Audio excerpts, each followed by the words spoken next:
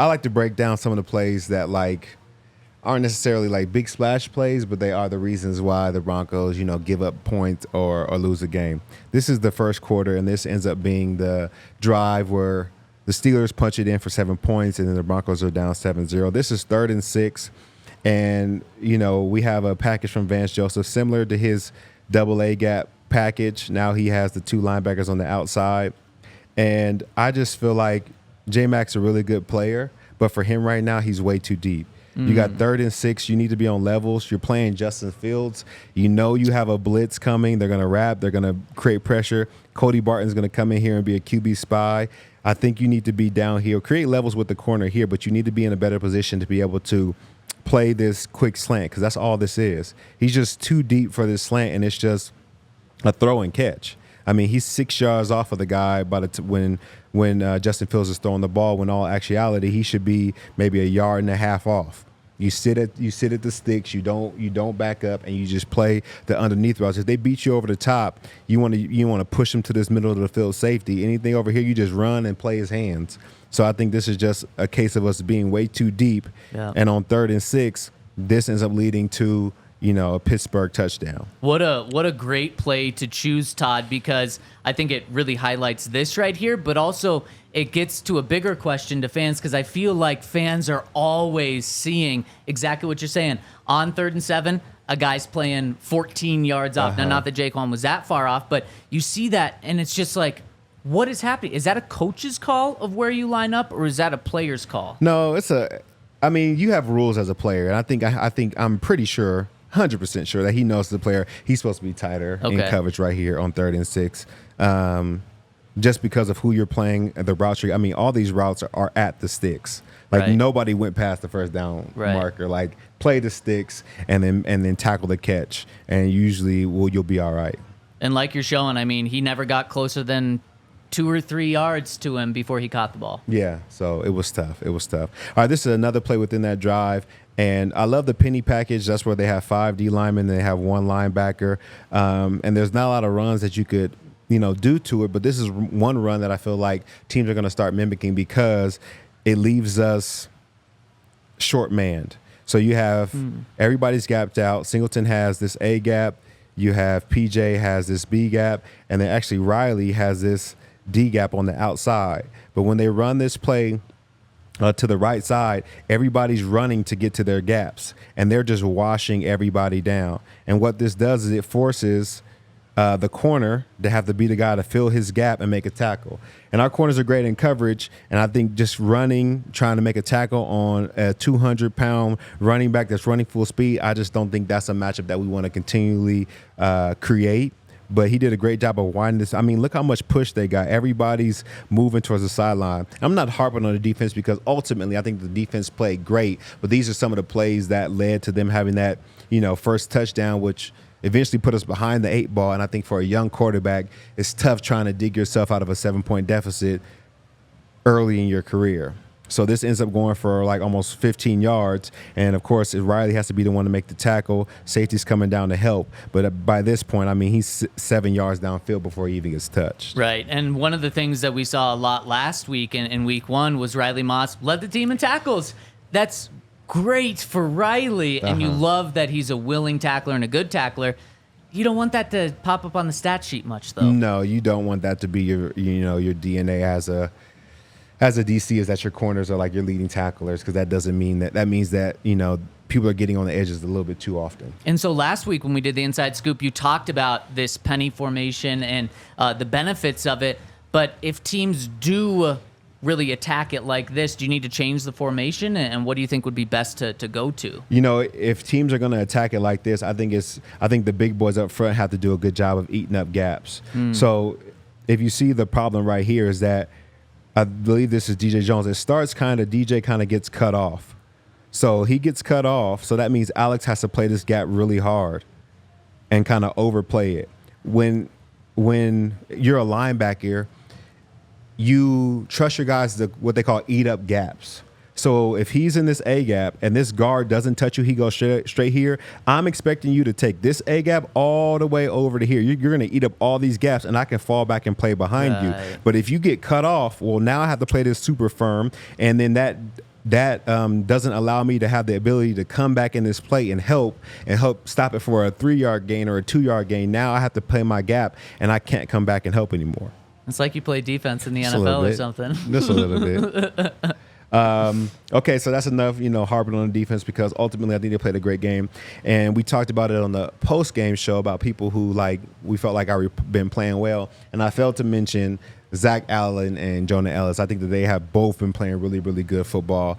Zach Allen has been a monster out there, and Jonah Ellis is, really coming into his own. So this is a, second down play on the goal line.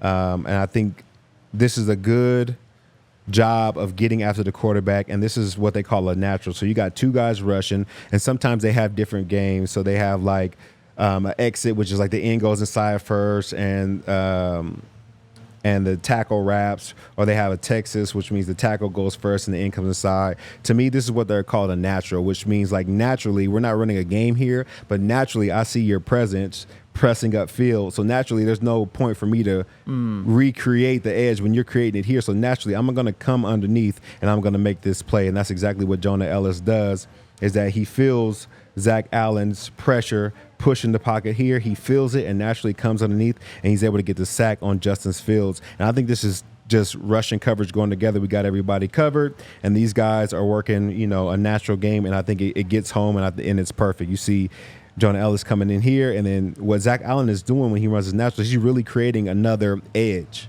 So that's what gives Jonah Ellis the ability to come under that block and make this play. So Jonah Ellis gets the sack, but it was really both of those guys. For sure, you got to work together. I mean, there were so many times that Vaughn got a sack because of what Derek Wolfe did, or vice versa.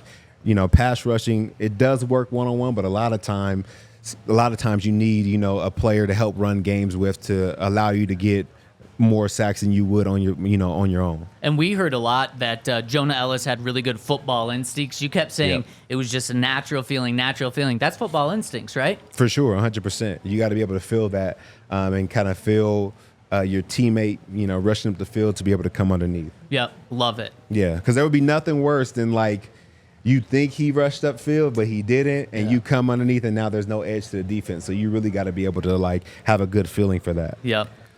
This is a play from Bo Nix that I saw that I think he's just a little bit antsy sometimes. And so this was, second quarter of the game.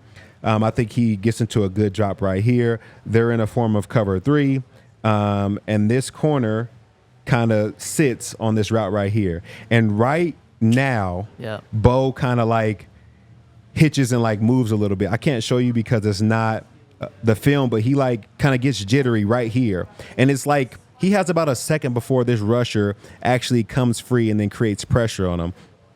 But if you see, this guy is completely wide open, and by the time this play happens, yes, he has to get rid of the ball, but there was a half second to a second that Bo kind of gets jittery before he needs to, and doesn't keep his eyes downfield to where he can see this corner not taking his deep third and be able to deliver this ball for a touchdown. Yeah, man. And it's just that it's he almost, because I've seen this play on actual film, and it just seems like he's got anxious. Antsy real quick. Yeah. And it was real quick. His feet too. He just starts to stutter. Is that just being a rookie? Is that he's already freaked out by a slow game and a half up to this point? Because this is a play you would see after David Carr's been sacked 62 times in a season. But obviously that hasn't happened to Bo yet. No, I think it's a little bit of being a rookie. I think he has been under pressure. He has had to use his legs. He hasn't had a clean pocket every play. So it's a little bit of everything. And he has to kind of just sit in there, trust his lineman, just hair more.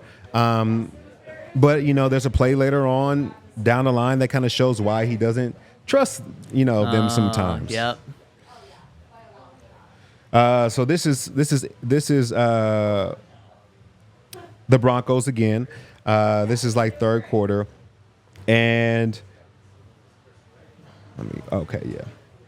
so we get a very simple route from the offense. We're basically going to get spacing here and get a hitch, And maybe this is why he gets a little bit antsy, is because if Bo is able to have just a second of time to throw this ball out here, I believe it was Cortland Sutton, they're just running to the 6 and turn around. He gets his body in front of the defender so he can maybe make the catch. But Bo's sitting in the pocket, and Wattenberg gets beat in like a half second with a nice like slap swim.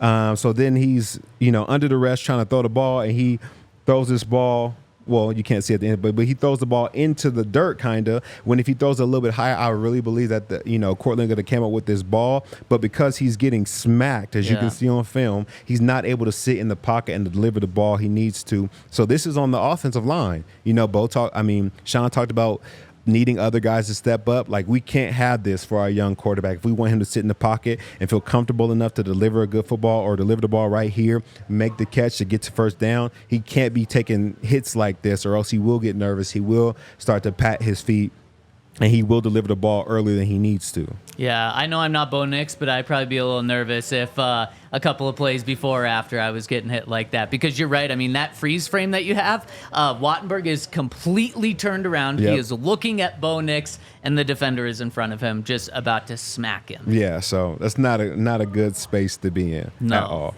Okay, so this is what I felt like was the best play for our offense, kind of all game long as far as running play. And this is something where you got two backs in the backfield, you create motion, but the whole not only the whole formation is spread out. So you limit the guys in the box. Yeah. I mean, there's 1, 2, 3, there's 5 guys in the box. We got 5 offensive linemen. Like, we're already winning. That's a hat for a hat. Yeah. So I think Beatty is a great running back, but also I don't know another time where it was holes like this for any other running back. Yeah. And they're able to double team. They're going to double team Scoop here, and they want to double team him. They really should have a hat for a hat. And they do a great job of it. I mean, look how far downfield they are. I mean, they're 6 to 7 yards downfield blocking. Yep. I don't know another running play with any other running back where they did this. Yep. And although you could say, well, Beatty needs more time, yes, he did a great job running. But when has Jalil got this blocking? Right. Like, come on. Right. And in fact, I mentioned how earlier Javonte, sometimes there was a hole open and he missed it. There were 2 holes open here. He couldn't have missed it. Exactly. So this is great blocking. And I mean, whether he picks this one, whether he splits the defenders, I mean, you really can't go wrong. And that was one of the best plays for our offense. But what we did is we spread everybody out, and we allowed our O-linemen to kind of get one-on-one blocks, a hat for a hat, and they did a great job with it. They were able to double team, work to the second level. They're both getting on linebackers. I mean, this is what you want from your O-line, but they have to be consistent doing it. Yep, 100%. Now, the Steelers, a great defensive line, so maybe it will get a little easier moving forward, you hope, but obviously you can't count on that. You need the Broncos offensive line to step up. You never know.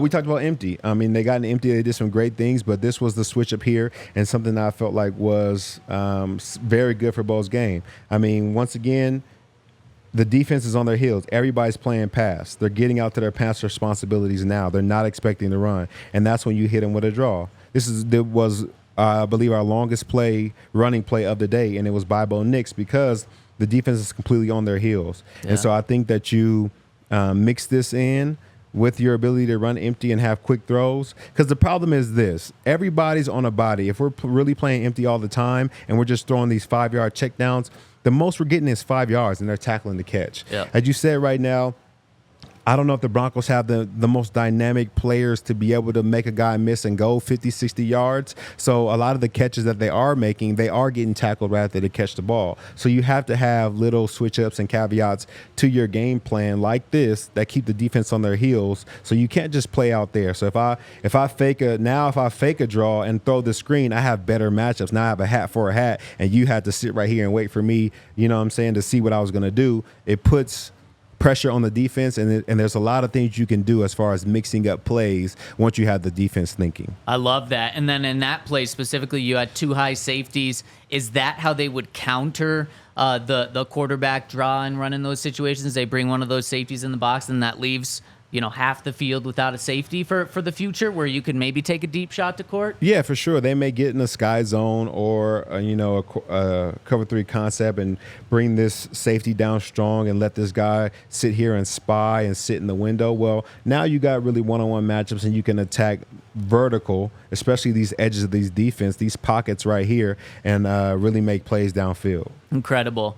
Is that it? I had one more play, but It's not pulled up. Maybe that's perfect because we don't actually have time for one more. Todd, this was incredible insight. The Inside Scoop is the best, broken down by someone who knows the Broncos better than anyone outside of the building.